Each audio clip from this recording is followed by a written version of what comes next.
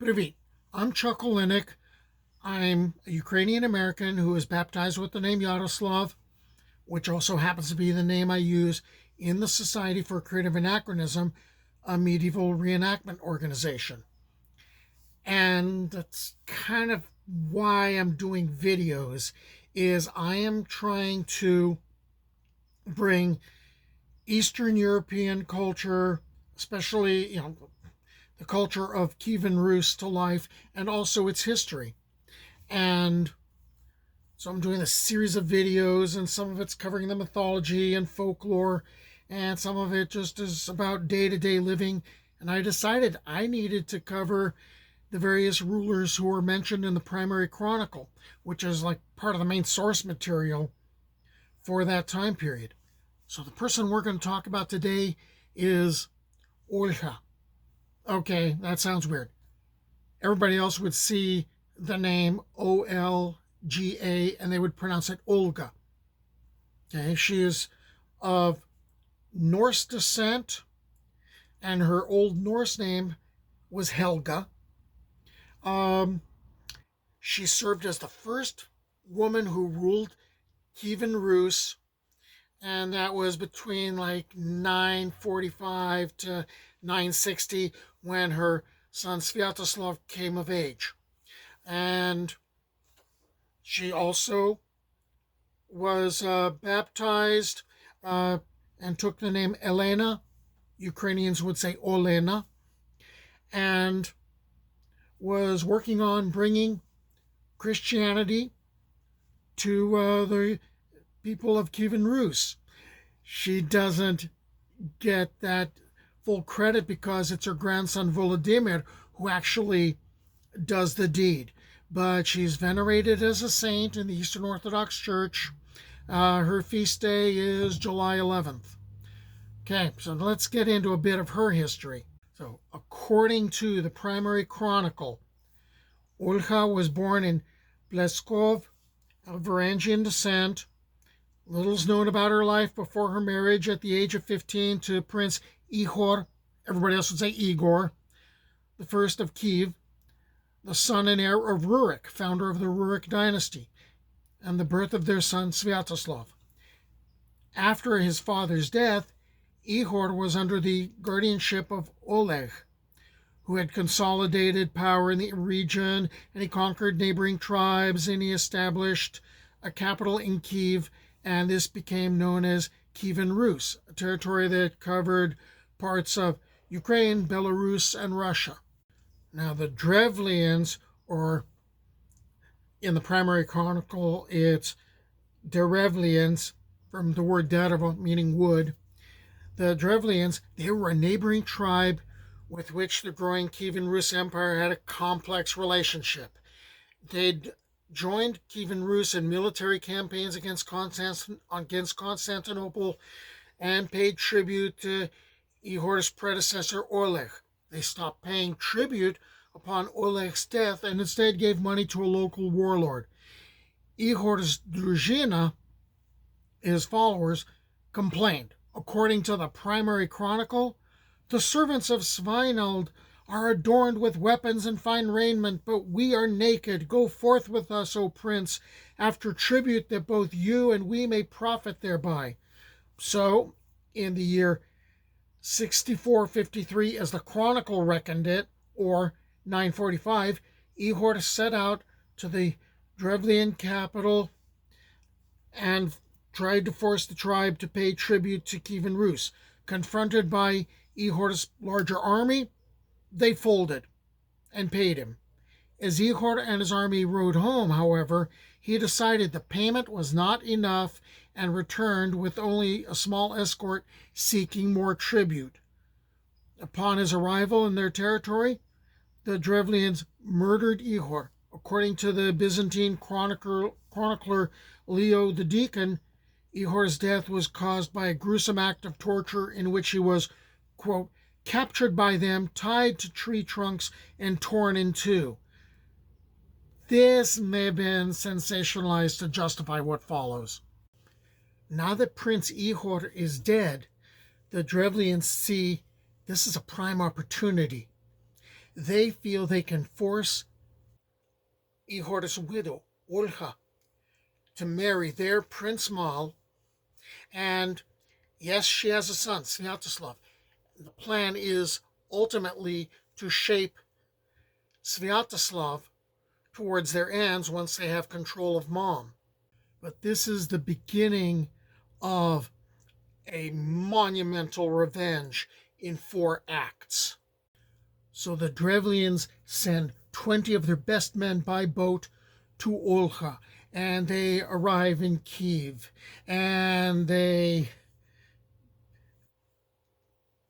are summoned before her, and she's giving them this gracious welcome. And then the Drevlians announce that their tribe had sent them to report, your husband's dead. You should marry Prince Mal. And Olga gives them a very pleasing reply and bid that the emissaries remain in their boat, and the boat would be carried in, and they would be carried in great honor. From the primary chronicle, after the Derevlians left, Olga ordered that a deep ditch be dug in the reception hall where she planned to receive the Derevlians. The next morning, as Olga instructed them, the Derevlians insisted that they be carried in their boat by those sent to fetch them. The people of Kyiv then lamented, slavery is our lot. Our prince is killed and our princess intends to marry their prince. So they carried the Derevlians in their boat. The latter sat on the crossbenches in great robes, puffed up in their pride. Thus they were borne into the court before Olga. Once inside, the men dropped the Derevlians and their boat into the trench. Olga bent over and inquired, is that enough honor for you? And they replied, to us it's worse than Ihor's death. And she commanded that they be buried alive, and they covered them. From what follows, you might get the idea that the Drevlians were slow on the uptake as far as getting the message.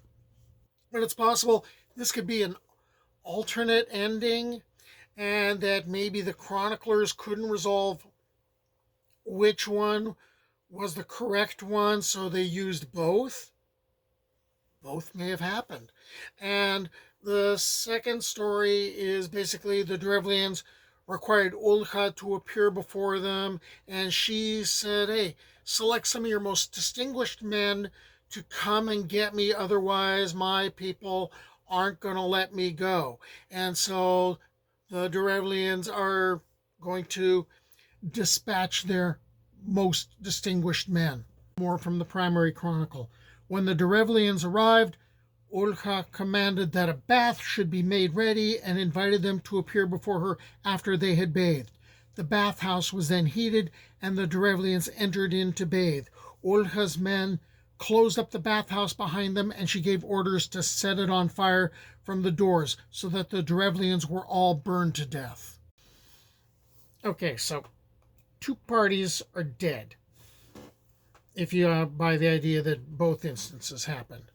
And what Olga is supposed to have done next was said, okay, I'm coming, I'm going to show up, get a whole bunch of mead ready because I want to weep over my husband's tomb, in the city where you murdered him, and then I will acquiesce.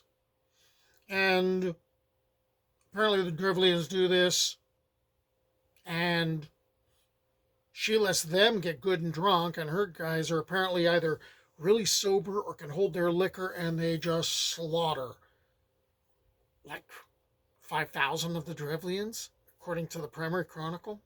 More from the primary chronicle.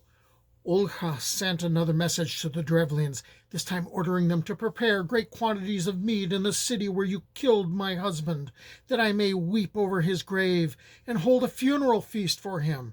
When Olga and a small group of attendants arrived at Ihor's tomb, she did indeed weep and hold a funeral feast. The Drevlians sat down to join them and began to drink heavily. When the Drevlians were drunk, she ordered her followers to kill them, and went about herself egging on her retinue to the massacre of the Drevlians. Olga returned to Kyiv to prepare an army to finish off the survivors. So it's now the next year, 946, and Olga, with her young son Sviatoslav and the forces of Kievan Rus, are besieging the capital of the Drevlians, and this has been going on for a while. And finally, Olga says, "Look, I am tired of this. You guys have nothing left. You have no honey, you have no hides. You know, I revenged myself upon you 3 times. Look, I'm going to ask for just a little bit of tribute, a token tribute, and we can end this. I just want every household to provide me with 3 pigeons and 3 sparrows. That's all." And it seems very reasonable to the Drevlians. They want this over with. And so the tribute, the birds, are brought to Olga. And then she has sulfur and flammable stuff tied to each of the birds, sets this on fire, releases the birds, and the birds are terrified. So they go right back to their homes, which are made of wood. City is going to burst into flames. Olga gets the 4th act of revenge from the primary chronicle. "I have already avenged the injustice against my husband when they came to Kyiv, the 2nd and 3rd times when I performed the wake for my husband. Now I do not wish to avenge him, but rather I wish to receive a small tribute, and making peace with you, I will go back." And the Drevlians responded, "What do you want from us?